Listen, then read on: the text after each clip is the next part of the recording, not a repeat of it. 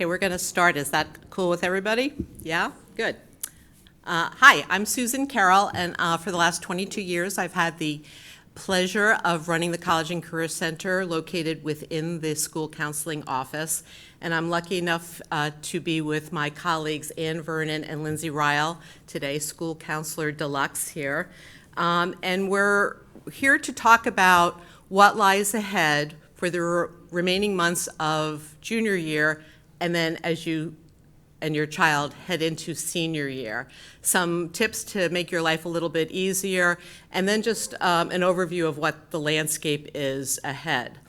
Before I do that, a couple of announcements. You just heard Chase talk about Career Night.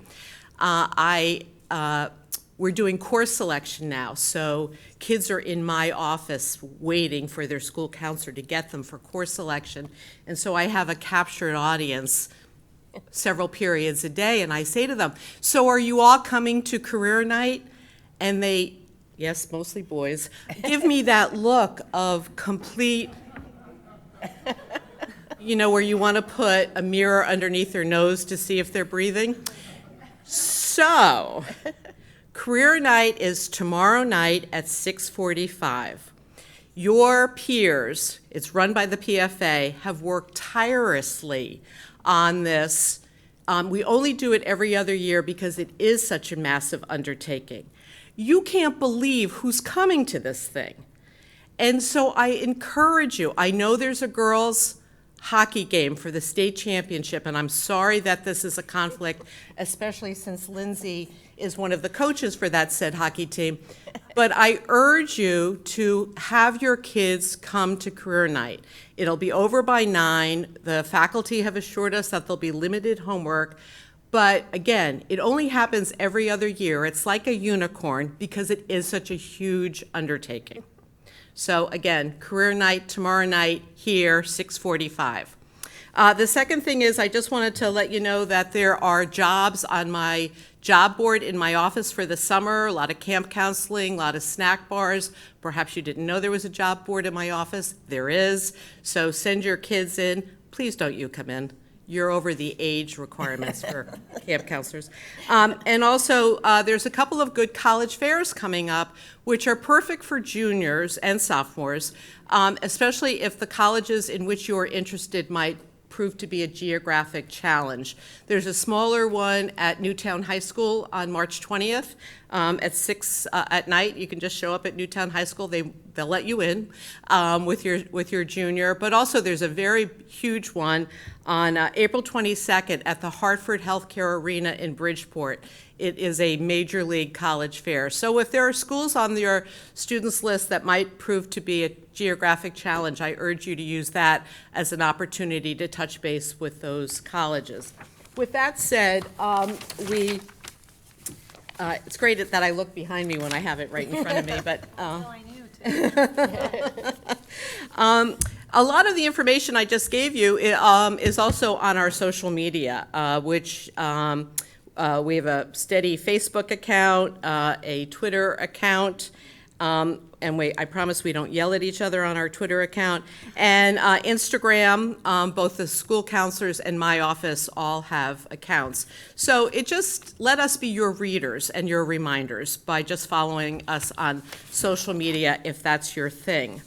And now we're going to go ahead and get started with the timeline. Thank you, Susan. All right, so I am going to give you all kind of a recap of where we've been, where we're going as we look to this second semester of your children's junior years. So we kicked off junior appointments here at the start of the second semester. I know many of you have already come in or have those appointments on the calendar for the upcoming weeks.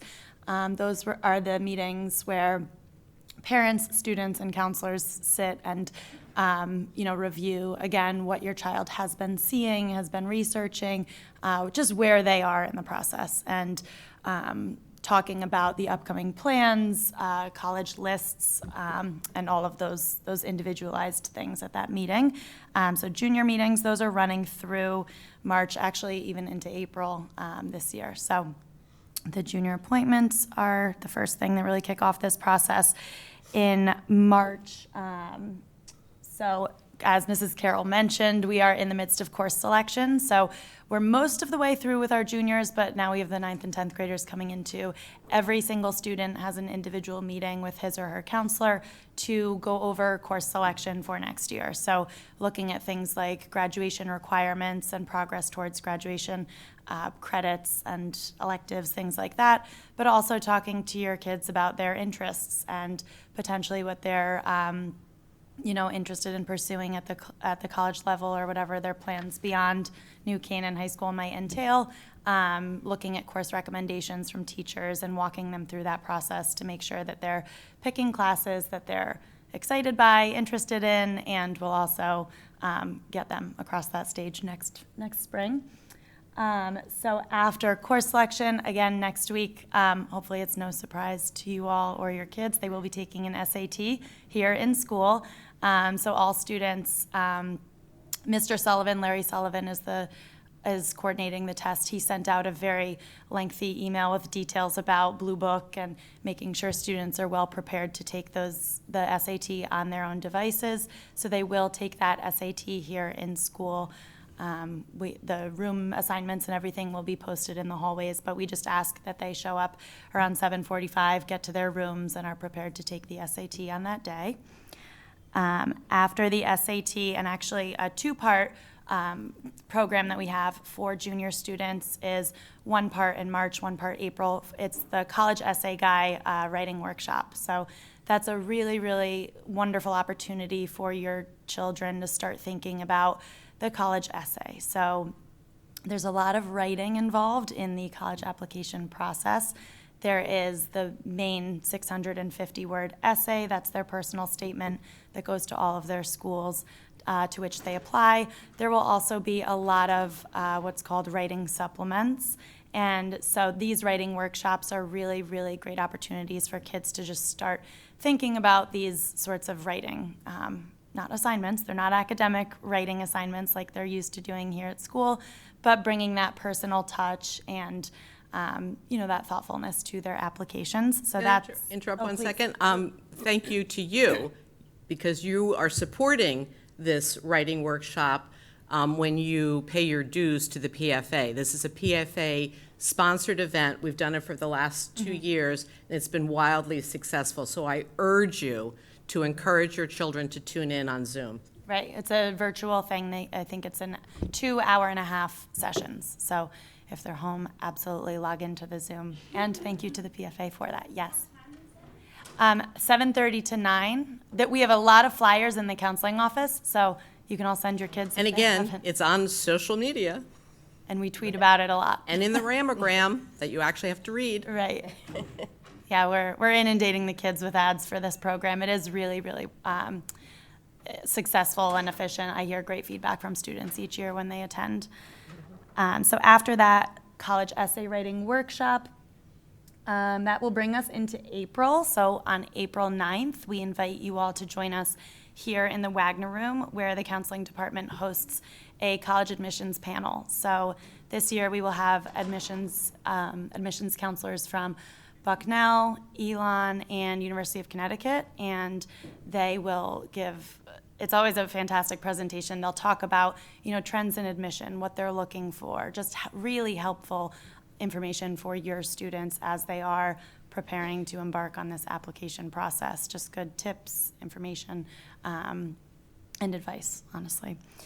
So after that college panel, the day after that college panel, that's a heavy week. Woo-woo! There's an interviewing workshops in my office during the lunch block.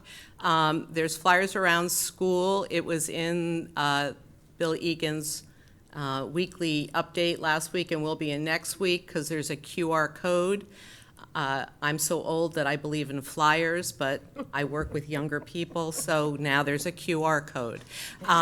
So they just have to email me what lunch they have. It's a day G, last semester. They'll know what we're talking about. But as you're going around looking at colleges, as many of you will during April break, oftentimes your students are offered an interview right then and there. And so this is just a good workshop to help them feel comfortable in that interview situation. As senior year progresses, I'm happy to do one-on-one, sort of much more involved interview with them, mock interviews with them. I always send my students for mock interviews with Mrs. Carroll. You're a fantastic resource. Thank you. So then when we get into May, so looking at kind of later spring, counselors will meet with their juniors in groups. It's one of our building block sessions on a Wednesday morning where we will introduce them to the Common App. So the Common Application, any of you who have older children, I'm sure are familiar with this, this website. But for most juniors, it is new. Well, for all juniors, it is new. They will log on, they will create accounts, and then the counselors will talk students through all of the different sections of the Common App. It is available for them to start filling out, more of the basic demographic information and educational history, activities, things like that.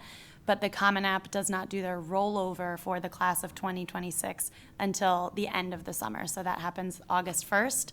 So we just like to, arm students with all of this information heading into the summer so that they can get a lot done in those months, which I will segue to Anne, who is Before you do that, I just want to tell you that helping your kids set up a Common App account is something private schools do.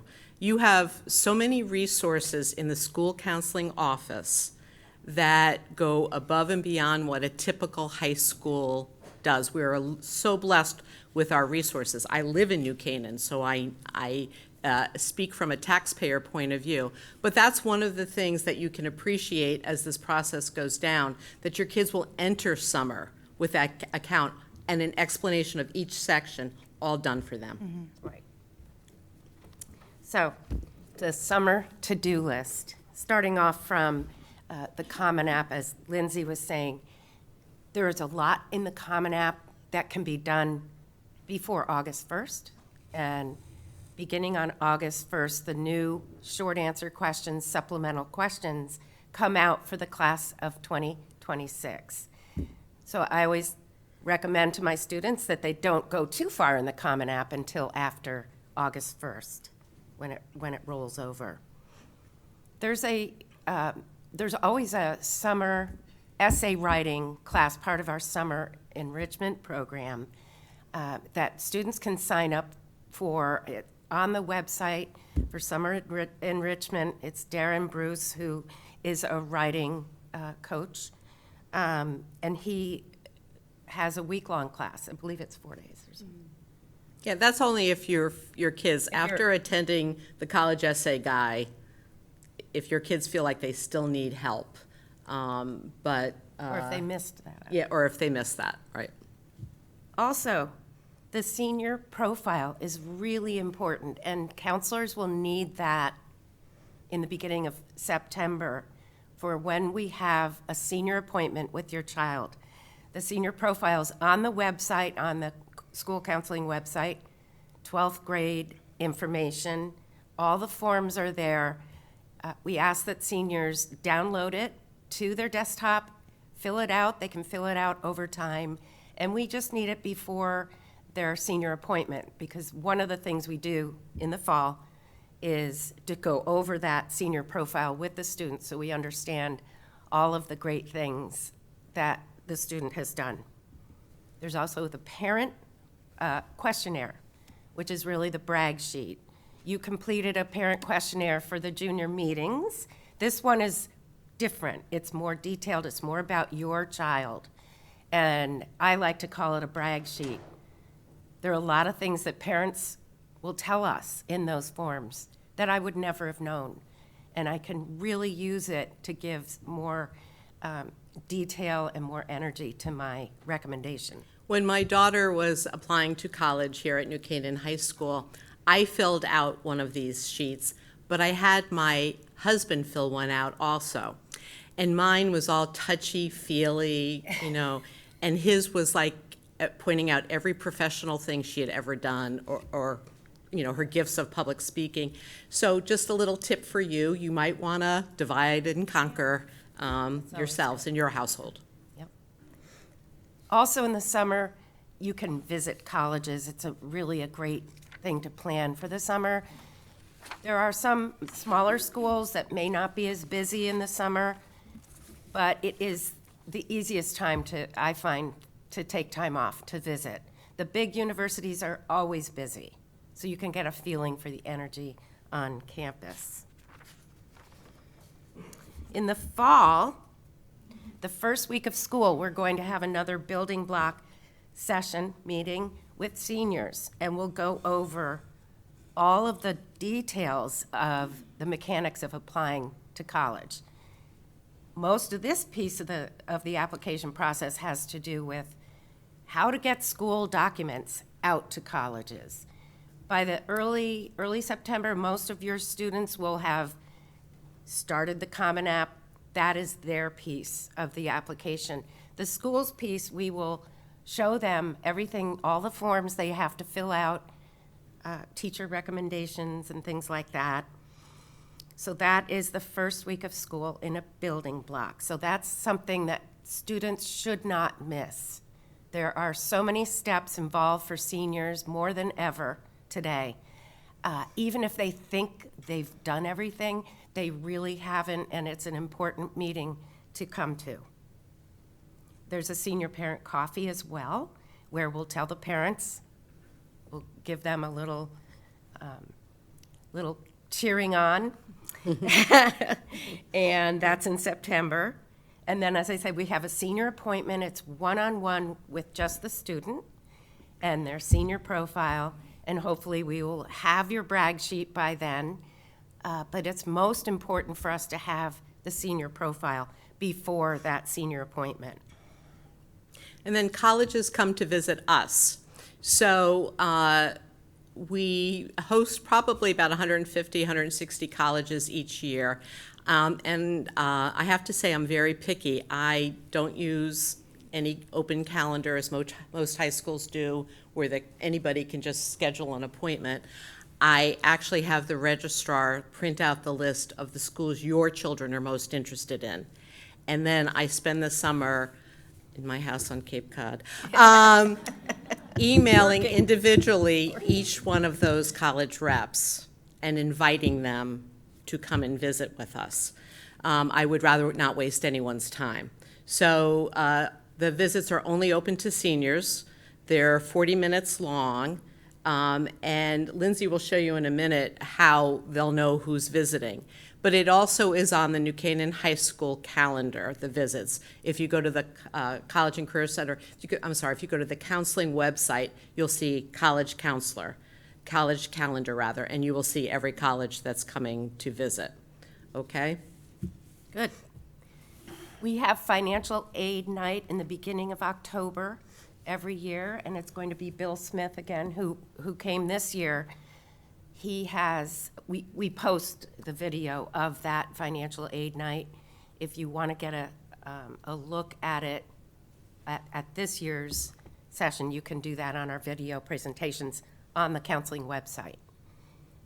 And then we'll also, in that meeting, we'll also talk about the different scholarships available. And I just want to put in a plug for, if you haven't already done so, to talk to your kids. University of Miami is up to $95,000 a year. This is no joke. I don't care how much money you have. Your children should know how you are going to pay for this. On the bridge to adulthood, knowing that you saved, knowing that the grandparents opened a whatever it is account, or that you are limiting their choices based on what you can afford. Having 3 kids in college, that's lunacy. And colleges will tout to you, oh, everyone receives some kind of financial aid. I'm sorry, $2,000 is not financial aid. Right. So again, it's important as a point of maturation for your children, for you to have one of those kitchen table conversations about how you will pay for this. And it's best to do it Now, before they fall in love. before they fall in love, Right. exactly. That's so important, to set those guidelines.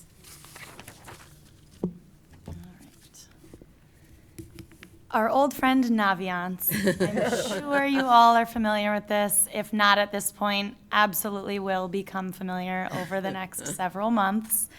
Naviance is a tool, it is a system that we use with students. We get them logged in, first semester of freshman year. So at this point, they are familiar with the software system. They have been on to do, learning styles inventories, learning about how they can best approach their educations. We are actually going to be meeting with our sophomores tomorrow to get them back on the post-secondary, thinking about life beyond New Canaan High School. Juniors have been on Naviance a lot in the last couple of months. We got them when we met with all of our juniors back in December. It was a presentation to go over PSAT scores and kicking off this college process. So through Naviance, there's just so many resources that they can use to conduct college searches, to get information on colleges, data on colleges, and eventually by senior year, Naviance is the platform that we as a school use to submit materials to colleges on your children's behalf. So transcripts, rec letters, school profile, any updated grades, things like that, all go through Naviance.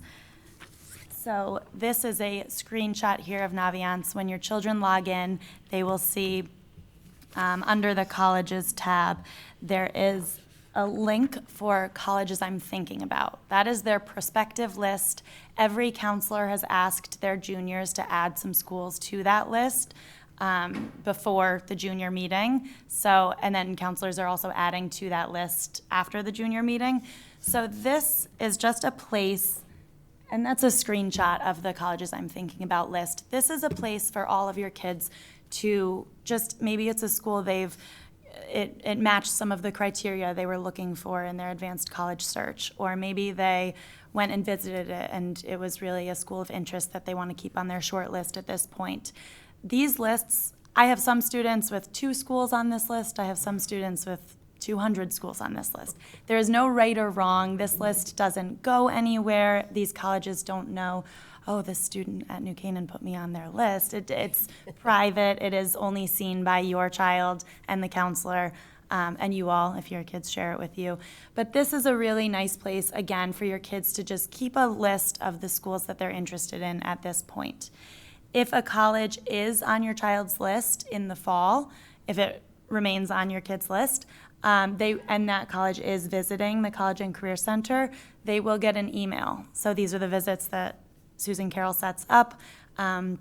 If we have Villanova coming here on Tuesday at 9:30 in the morning and your child has Villanova on their list, they will get an email saying Villanova is coming to New Canaan High School, and then they register for that visit. We obviously have, close to 200 reps who visit, so if your kid does not have the 200 schools on their list, they can still consult, check out the list of all schools who will be visiting on the website. We also post a hard copy of it in the hallways in the fall. But that's where this list translates to those college rep visits. Anything else about the prospective list? That's great. Nope. So next we have getting into the data that's in Naviance, really useful data. This slide shows a picture of the data for Penn State. And you can see there's a little bit about approximately how much it costs. There's a drop down that you may not be able to see, but you put in your income. You put in your approximate income, and they'll give you an approximate cost. Next is the graduation rate. A big school like Penn State, you'll see that the graduation rates tend to be lower than a private school. And even though the 4 years. graduation rate is only 56% for Yeah. Penn State, Yep. 85 students, seniors, current seniors, applied to Penn State, even though less than 60% graduate. That's how popular Penn State is here at New Canaan High School. Yes, very popular, and there's a 4-year graduation rate and then a 6-year. For those engineers As especially. a parent, I always wanted to see the 4-year graduation rate because 6 years was not going to be a thing. Yeah. Ann's kids were not on the 6-year plan. No. So, but just keep in mind, what are the reasons why it takes longer to get through a 4-year degree at a big, big school? Sometimes it's cost, Sometimes it is students who transfer, but often it's hard, it may be hard to get the classes in your major because you get locked out. So you have to be on top of it in college. Often these bigger universities, you want to consider, if possible, the honors programs. They often allow students to register early or be the first to register for classes. If your kids can get into an honors program at a state university, That's, I don't care if they also got into Brown. yeah, Go to the honors college at the state university. yeah, You get treated so much better. yeah. There are a narrow benefits. pathway of graduates in an honors program. There's tons of people who went to Brown. Right. It's very, very special. So when you go to visit large state universities, ask about their honors program, what the criteria is to get in. Yeah, that's so important. Have your kids ask about the honors program. Yeah, have your Yes, not Have you. your kids. Yeah, There you go. there was a study from Boston College, or an analysis of an information session at Boston College. And the author, who was the director of admissions for Boston College, said that after he did this information session, why was he not surprised that not one student asked a question? It was 120 adults asking the questions. So yes, have your child ask the question about the honors program. Right. The next, oh, yeah, yes? What is an honors program? Oh, honors program. An honors program is usually directed by major, and it is where they have selected a cohort of students with the highest GPAs, and they've sort of put them together in this cohort. They will travel through that university together, and they see in them some special potential that maybe other kids won't reach until they're 21. Maybe these kids have already reached that potential. And therefore, they're saying to these kids, we believe in you. We're going to give you better housing. We're going to let you select your classes first. There might also be some internship opportunities attached to this.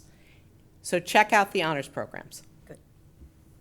And then this data also includes acceptance rate from New Canaan High School. This one, 56%, is misleading because Penn State tends to branch students under a certain GPA. I would say round number 90. If your student has a 90 average, they will likely be branched. They're going from to Penn State. Altoona. So, yeah, there are a lot of branches within that state system. So the 56% is not, it's a little misleading. Realize that the graph on Naviance is going to have greens all the way down to the low 80s for Penn State.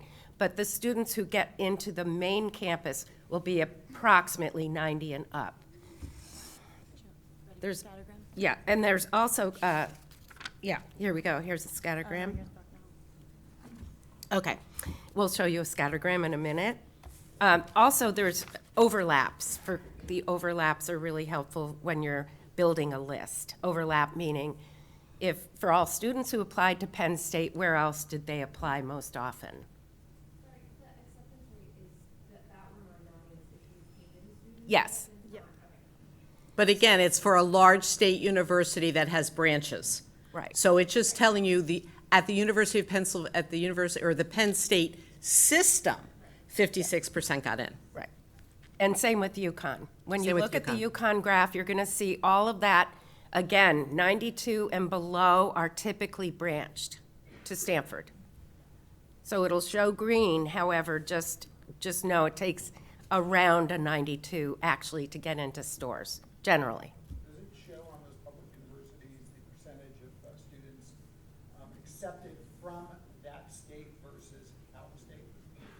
You can get that information, But it doesn't. but not on, well, Naviance might have it. Yeah, Naviance has, their website will have it. Yeah. And they'll tell you, for School's example, the University of North Carolina system, Chapel Hill has a 76% in-state rate. So that leaves 24% of out-of-state students, and I guarantee they're mostly athletes. I'm just saying. So, yeah, that's something smart to look at. So this slide is Bucknell University, private school. You can see where the graduation rate for 4 years is 85%. It's much more, they make it much easier to graduate in 4 years, a private school will. So when you look at the cost of a public university, yeah, on face value, it generally looks less expensive, but when you factor in the fact that they may need to stay an extra year, that adds to the cost. Whereas private schools generally, they make it easier to graduate in 4 years. And this one has the acceptance rate, about a third of our students get into Bucknell. It's a great university. And then again, college overlaps. Yes? So about the acceptance rate, so that's for our school. Our school. We also do like early acceptance rate, regular acceptance rate. You can get that information No, from our students. from our students, yes. It is on the scattergram, the little triangles. Does this have triangles? And is that 3 years or 5 years? The Yeah, this- scattergram will this- show you 5 years of data from New Canaan High School applicants. It's supposed to be 3 years, but the other data is 5 years. Oh, okay. We try to keep the data on the scattergrams to 3 years simply because there's too much data and it's hard to read the graphs. But at this point in the year, some seniors have entered their decision information, and there'll be some data from 2025.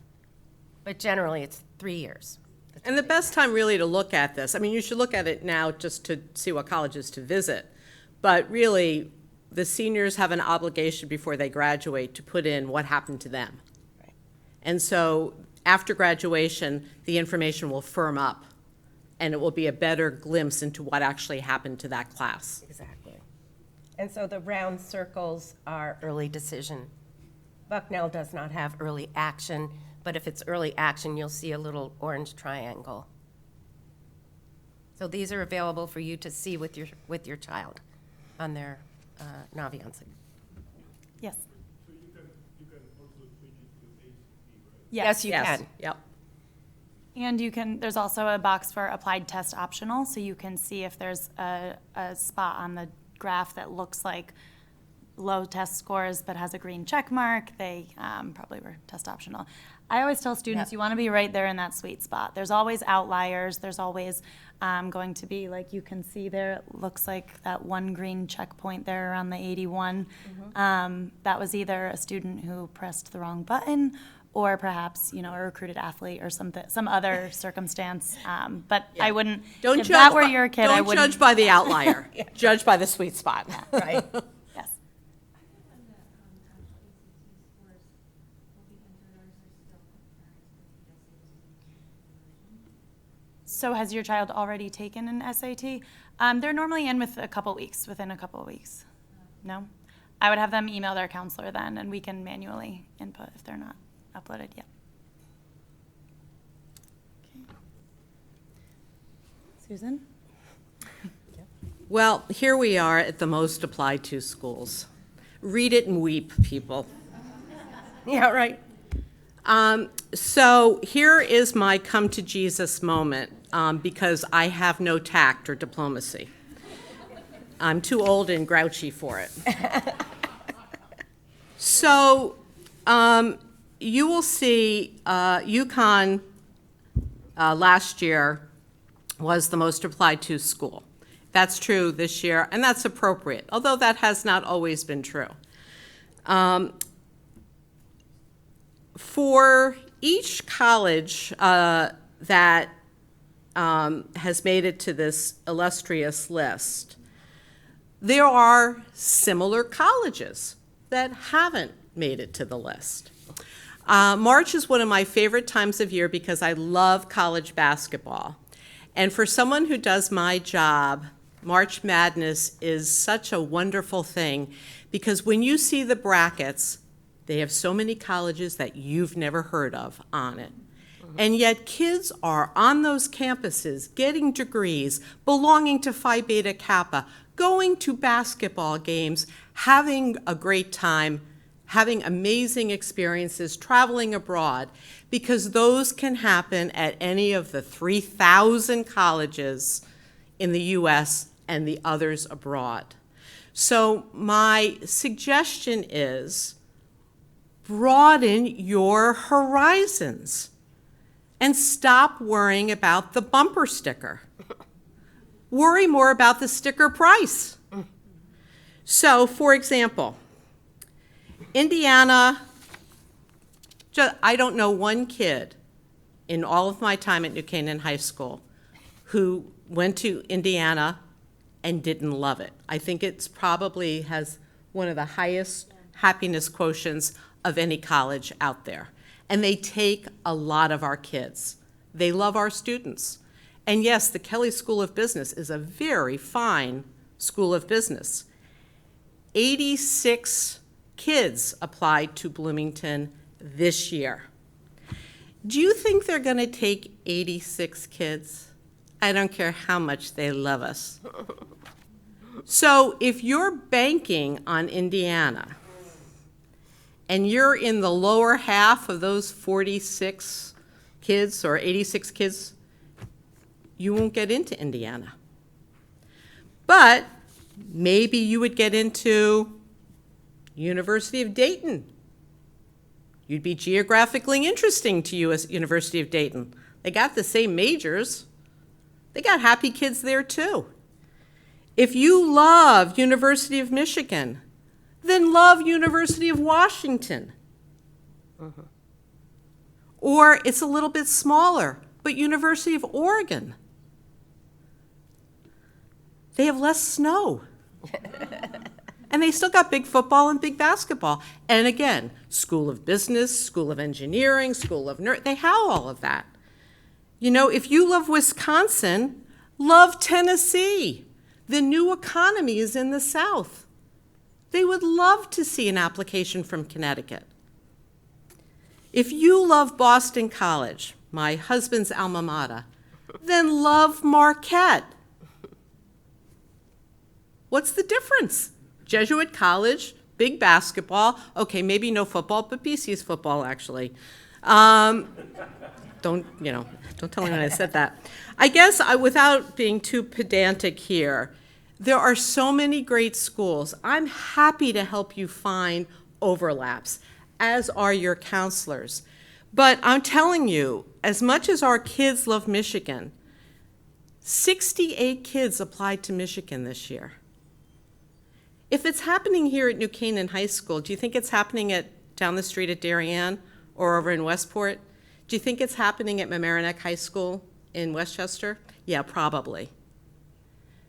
So cast a wider net.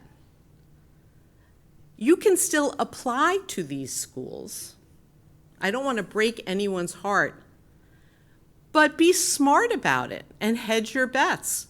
But also get out of whatever chit-chat happens on soccer sidelines or at parties or after a play performance, and you're talking among each other. First of all, I would hope you would know that there's bigger things in the world to talk about than this.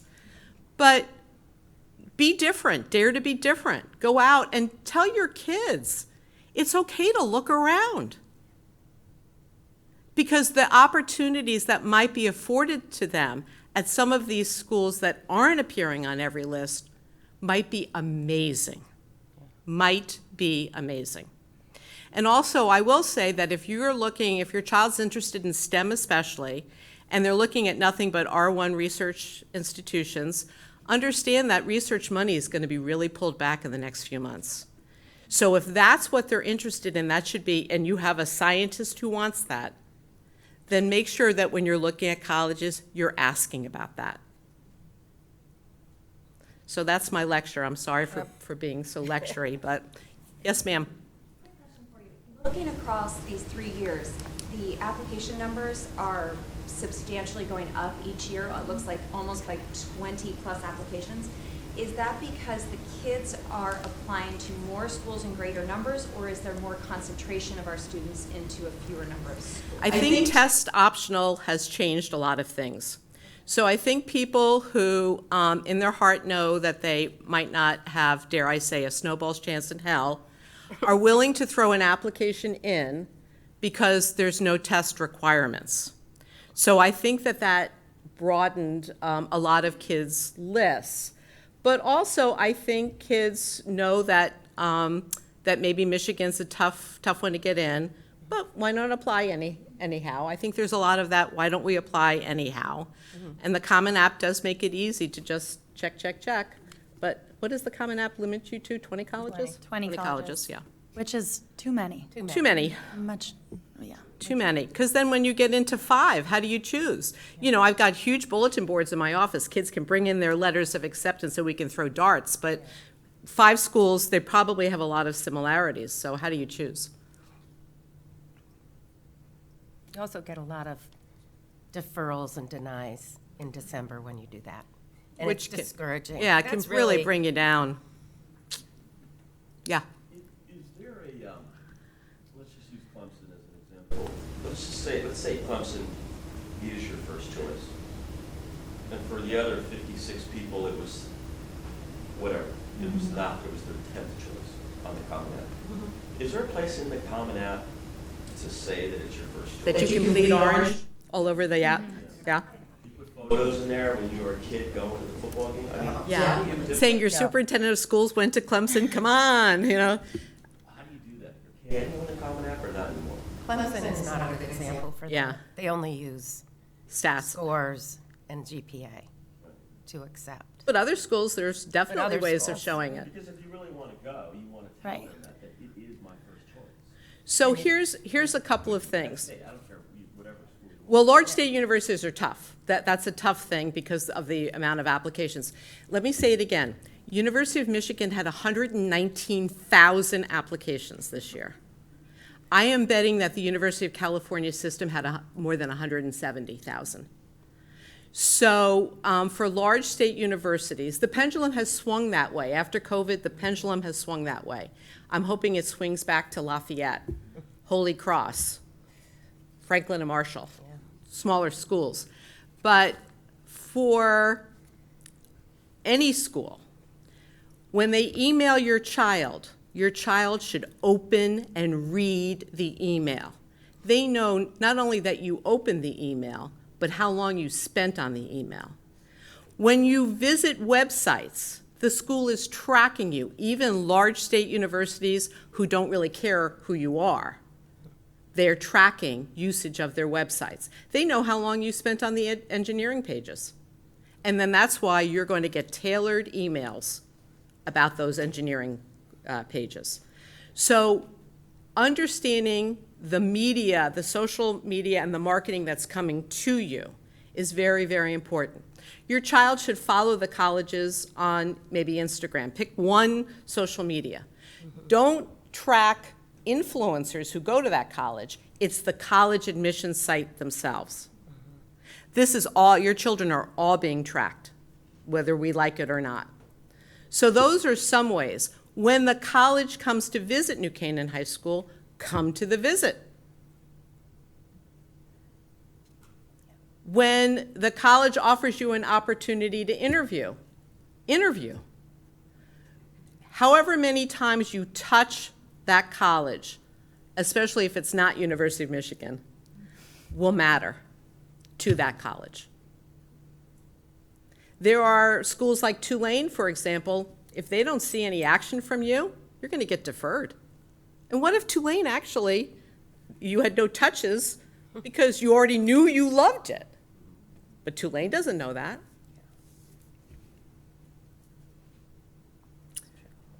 What else? Yeah. When you say if they give you an opportunity, they invite you to do an interview, when does that happen? It could happen a lot of ways. For example, Ivy League schools, not Columbia because they no longer interview, but Ivy League schools, once you actually hit submit on your application, you will get an email saying, would you like to do an interview with an alum? Georgetown University does the same thing. Smaller colleges such as University of Denver, Holy Cross, they will ask you while you're touring the college if you would like to come in for an interview. That's why we offer the interview workshop in April before college breaks, before the April break.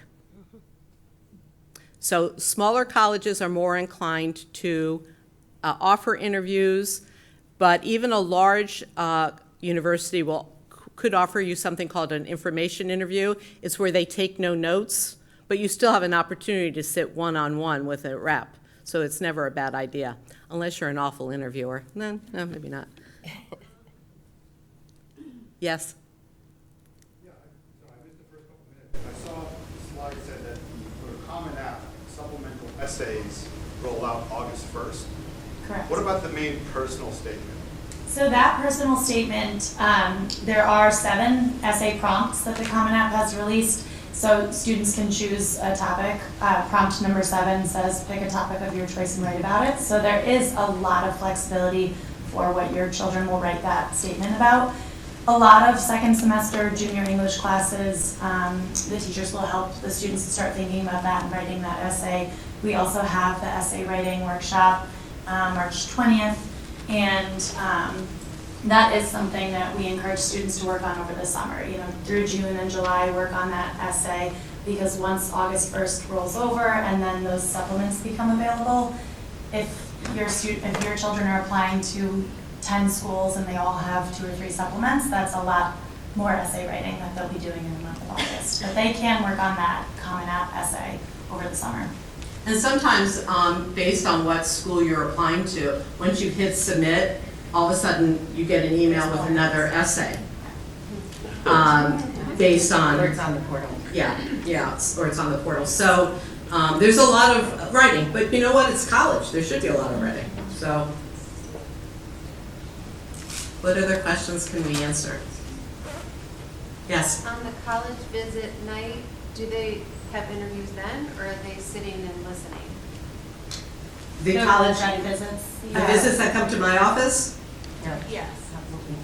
Oh, the panel? Yes. Yeah, no, that's, they'll, No, not the three college panels. So the visits in the fall, when the reps come. Yeah. yeah, that's during the school day, and no, they don't offer, well, sometimes they actually will say, can I borrow one of your conference rooms? After the visit, I'm gonna do an interview with one of your students, which I'm always happy to be hospitable and make that work. But no, it's really, I don't wanna say it's an info session. The rep talks a little bit about the college, but then says, what questions do you have for me? And at that point, your child is kicking the tires, like they're gonna buy this car.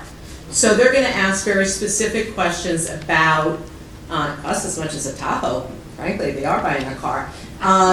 They're gonna ask very specific major-oriented housing, questions such as that. But it's an opportunity for the rep to walk down our hallway, see our artwork on the walls, see the environment. Like, we have really good resources here. We have a better football field than some colleges do.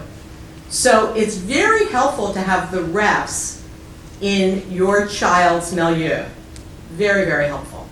And at those visits too, some of them for these schools, there's as many kids as can fit in the room, standing room only. Some of them, I think UConn we had in here last year. But those smaller schools or those less applied to colleges, it could be just 2 or 3 students with the rep. And so those are really, really wonderful opportunities. Amazing opportunity for our Your kids. kids to just talk to the rep and have a 30-minute conversation about them, about New Canaan High School, about the college and what they're interested in. So, And often that admissions rep is the first person to read their application, so they absolutely remember the students that they saw. And also, your kids will be invited to different events at local libraries or eateries or whatever, which are really wonderful. Maybe they could be at an alum's house. So those are great opportunities also where the rep comes for a sort of a smaller visit of kids from a bunch of different high schools. So make sure if you can't attend that you RSVP. You know, this is a time for your children on that bridge to adulthood to understand what it's like to have a lot on your plate. And you can certainly be a scheduler. That's a very helpful thing that parents can do at this point. Yeah. Do you release this is where kids apply, do you release where they actually went with this level of detail? Because I've seen a list, but it's just, they went to this university. You don't know if it's 150 or 22. Well, on the back of the New Canaan High School profile, which is a very proud document for anyone who's a homeowner in New Canaan, real estate agents love it, it gives the story of where, for the last 3 years, our kids are matriculating. Correct, but you don't know how many. Not the number. No. No. No, Would you do that? yeah, I mean, I don't understand why that would be helpful, but No, I think it directs the point that you were making before, right? 79 applied, how many actually came? If the answer is 78, then it's okay that 79 applied. Well, we know The how answer many is were 2, then accepted. stop. we know how many are accepted. We can easily say that. That's probably more germane to you, yeah. Anything else? The super score, is that something that we control and we just give them one super score, or do you submit all of your test scores and they calculate the super score? You submit, well, no, you should submit all of the test scores. Most colleges have an algorithm, they don't actually see all the scores. It's so interesting, I sat with the rep from Amherst and he walked through exactly what he saw. It's amazing, you know, kids so worried about that 590 they got once, doesn't see any of that. So it doesn't come up on their algorithm, unless you're Georgetown. And Georgetown wants to see every time you touch the pencil, pretty much. You have to report everything to Georgetown. So it depends on the school. It's better to not worry about it so much. You put the information that is requested or required in, let the algorithm work, and let the rep do their job. Just like Naviance super scores. So when you see the score on Naviance, that's a super score. Super score. It's just, we pull that off, that's what we see. Yes, We have access to all scores. Do you find the trend is going back to test required for the SAT and the ACT for our kids, or? Well, maybe some for schools your- are doing it. You know, there's still under 20 that are requiring it. So everyone was like, oh, so-and-so is requiring it. Okay. Most select. Yeah, most selective schools. I think it's helpful to colleges, to be honest with you. And I think if you did well, your counselors are so helpful here. Like, don't make this decision in a vacuum. Talk to your counselors. They'll look at it and they'll say, you know what, for this school, submit it, for this school, don't. So I don't think they're gonna go back to, University of Vermont is now test optional forever. So it depends on the school, but again, it's under 20 that require it. What do you do at international schools, like Canadian schools? Great, bargain. Right. Unless we're tariffed. We're tariffing our children. And they say no. Yeah. But you know, what about after they graduate and employment? Does it translate? Yes, oh my gosh. St. Andrews actually has an employment fair in New York City for their students. Yeah. You know what? Go to school, work hard, do well, you're gonna do fine. I don't care what the school is. But yeah, international, I don't see any blip that it's, our kids do any worse. And they're becoming more and more popular. We have a large international population that lives in New Canaan, that have gone to these schools themselves. So going to the University of Pisa, perfect. Yes, ma'am. When you're applying to one of the state schools that you mentioned for possibly an honors program, do you have to select that, or once you apply, the college writes back to you and says, like, you've been accepted to the honors program? Or is that something you have? It's different. Yeah. It's different at every school. Depends. So it might just be a box that you check on the Common App that says, do you wish to be considered for our Yeah. honors program? Or it could have an entirely separate application process, you know, once your child submits the application, there's a supplemental application or something like that, but it will vary by university. Yeah, look into each website for every university how their honors program works. You know, like University of Alabama, you might go, oh, University of Alabama, oh my gosh, their honors programs are amazing. So check it out. Anything else we can be helpful with? Are Yes, the ma'am. colleges tracking us? Adults, parents, I think they're tracking everything. Yeah, they probably They're are. tracking bookstore purchases, Yeah, tracking yeah. time spent on the website, emails open. It's obviously more important for your children to be doing all of this. But if you are, as Susan was mentioning, if you are the scheduler in the household and you register your child for a webinar or a Zoom meeting or something, just make sure they're on it, because if a student is registered and does not attend, that never looks good. And also, use your child's proper legal given name. Trip is not a good name as far as trying to match it up to a Common App. So you want it to be consistent throughout. But also, just a moment about reading things. We don't read anything anymore. If it's not in 140 characters, we seem to not read it. These schools have spent all of this time writing this stuff about their prized institutions. Again, $95,000 a year. Read what's being sent. Encourage your child to be a consumer. The college application process is much less about actually getting into college as it is being an actualized adult. When something is sent to you, you read it, whether it's from our principal or whether it's from the dean of a college. You read it, because that has information that when you have to write that essay about why Syracuse, you're not giving some huge expansive answer, you're giving a specific answer that Syracuse wants to read. It's important to read the information. Yes?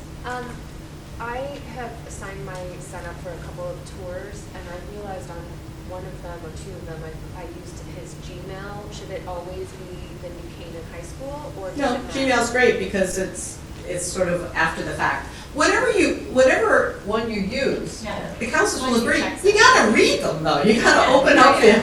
but no, it's much less important about what the email account is than it is to actually read the I correspondence was coming just from the thinking school. as far as tracking and No, applications. it's not gonna matter. Will they apply with their high school emails and? So students can decide what email account they would like to use when we meet with them in May to do the Common App workshop, and they create that account.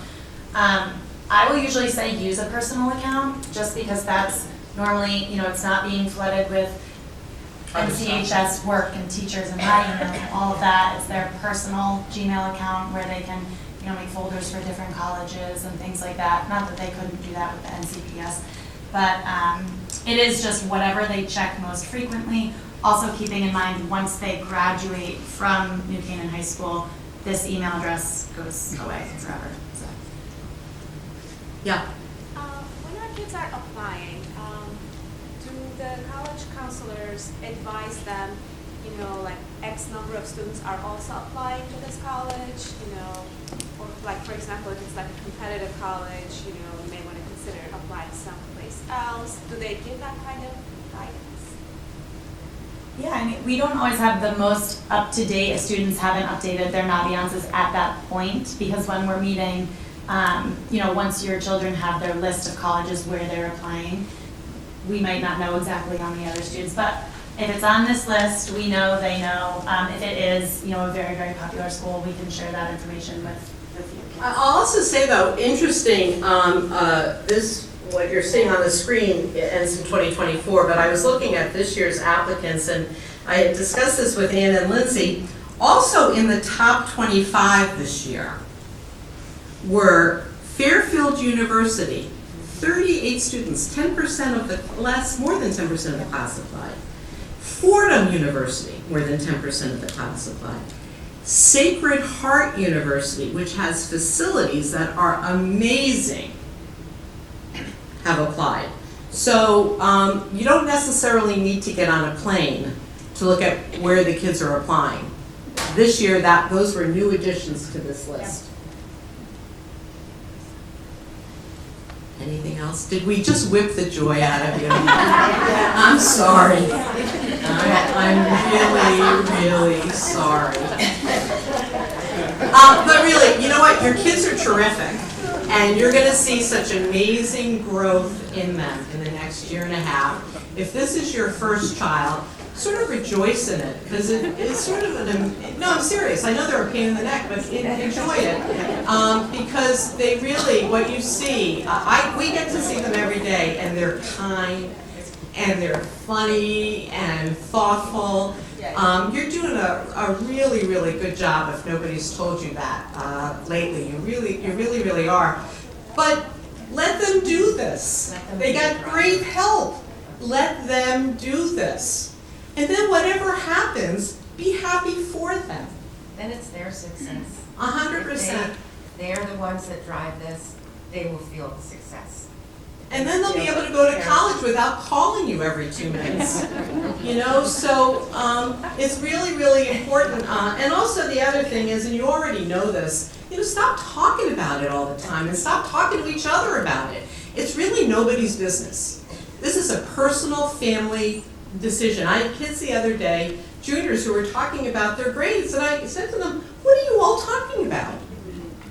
You know, stop, you know, talking about it all the time and get on with life, because really, Tony is in the other room taping this for us, and I know he's going to laugh when he hears me say this.